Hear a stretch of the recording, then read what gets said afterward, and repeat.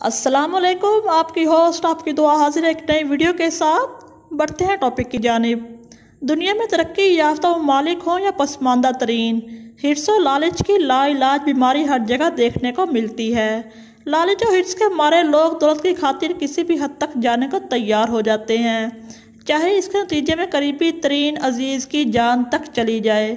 आज हम बात करेंगे एक खौफनाक वाक़ये की जो सुपर पावर अमेरिका जैसे तरक्की याफ्ता तरीन मुल्क की रियासत फ्लोरिडा में पेश आया।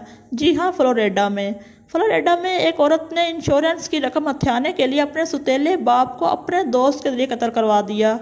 पुलिस का कहना है कि फ्लोरिडा की रिहायशी खातून ने अपने सुतेले वालिद की इंश्योरेंस रकम हथियाने के लिए इन्हें कत्ल करवा दिया था।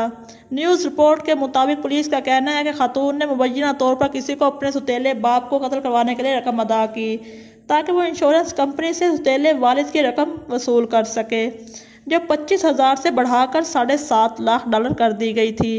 पुलिस के मुताबिक 31 जनवरी 2019 को 59 साला टेरेंस गैप्सन यूकेड एवेन्यू पर मौजूद था।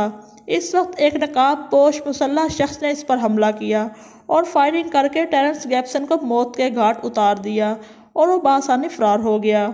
इस वक्त बज़ाहिर पुलिस को यह वाक़या स्ट्रीट क्राइम लगा, लेकिन मुख्तलिफ ज़ावियों से तफ्तीश के बाद पुलिस 1.5 साल बाद इस नतीजे पर पहुंची कि गैप्सन को इसकी सौतेली बेटी मिशा विलियम्स ने किराए के कातल के ज़रिए कत्ल करवा दिया था।